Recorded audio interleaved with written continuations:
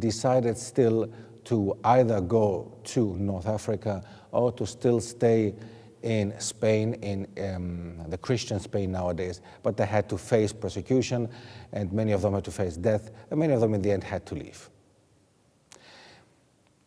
In America, the situation for the first Muslims, of course, is unrecorded. We have no idea what happened to the people who arrived first there, if the Muslims settled, if there were any Muslims there who came with Christopher Columbus and settled there. We know that some of them were there, but we don't know if anybody settled there, any families or something. We don't have any precise documentation about that.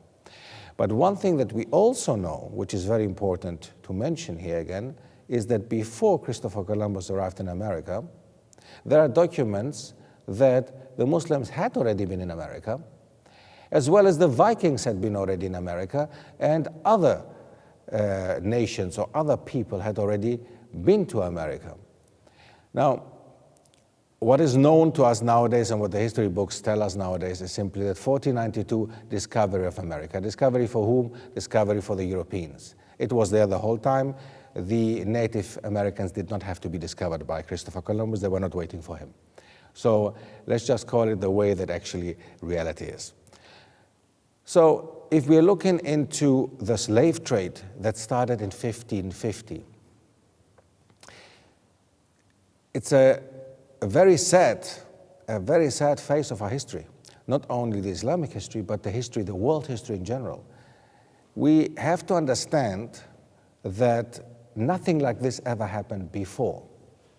Nothing like what we're going to see now ever happened in history before. Nobody ever went to another nation as an entire nation, even a continent, taking people from there, kidnapping people, and exporting them basically like cattle to another continent, and get them to work for them simply because they were too lazy to do it themselves. Now, when they first started the sugar plantations in America, in the Americas, they had enough Native Americans, the Indians as we call them, the Native Americans, to work for them, because no European would do it themselves. You know, the Europeans were too good for themselves to do something like that. They felt like this at least.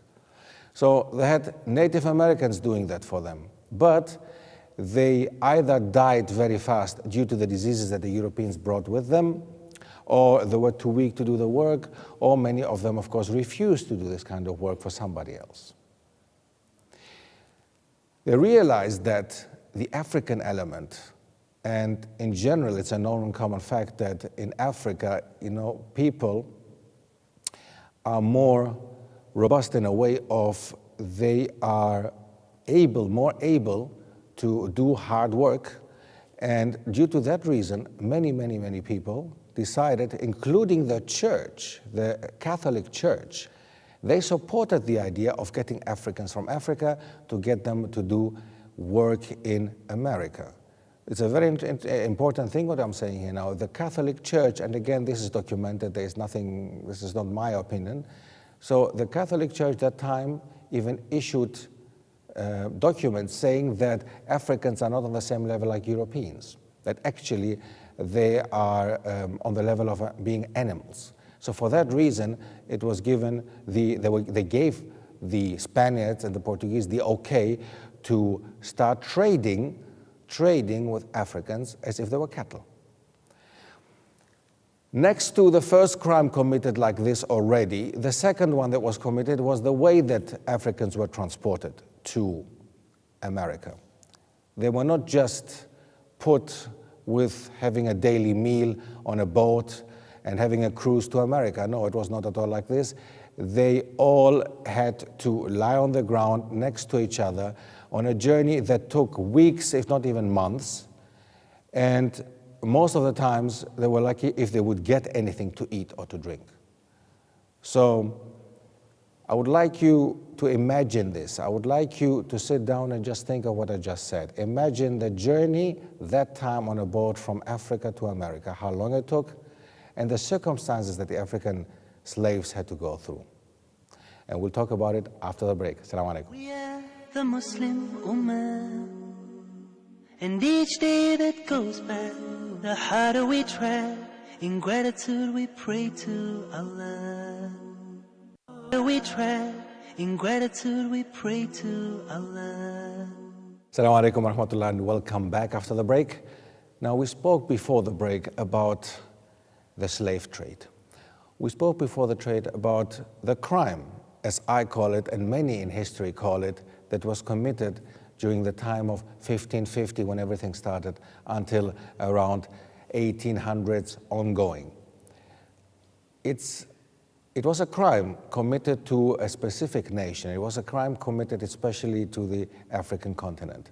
Supported by the Catholic Church at that time and supported by business people and tradespersons who basically saw in it nothing else but a business. Africans who were taken from Africa, a third of them has been discovered now, by the way, a third of them were Muslims. 1/3 of them were Muslims. Now, this is an amazing fact, isn't it? If you imagine that more than 30% of the people who were taken from Africa to America were Muslims, and on their way to America, many of them died. We do not know exactly how many of them were taken away. There is no exact data. We do not know exactly how many arrived in America alive. We do not even know how many died on their way to America. And of course, we don't know exactly how many Muslims arrived in America in the end. But we know that around a third, and Abdul Hakim Quick, who has done quite some research about this subject, Islam in America, in the Americas, and has written quite some useful information in books about this topic. He has come to the conclusion to say basically more than 30% of the Africans who were taken from Africa to America were actually Muslims. We know also for a fact that in America, when many of these slaves had arrived in America, many of them, especially the Muslims, decided to flee from their masters and were quite rebellious actually in their attitude and behavior, which obviously is understandable. The white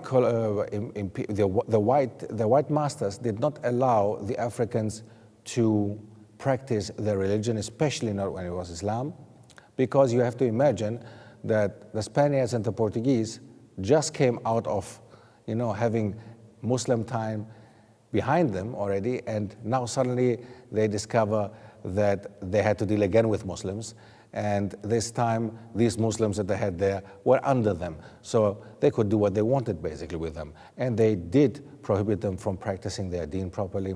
But still, we have documents. We know that many of the Africans who fled, who left the plantations, many of them were even able to read and write. And that's how most of the Muslims, actually, most of the African Muslims were the ones who could read and write. And even there were treaties found in North America, treaties found between the Europeans and Muslim Africans who had fled the plantations, who had established own societies already at that time. And there were treaties found between them and the Europeans to basically starting with Bismillahir Rahmanir Rahim.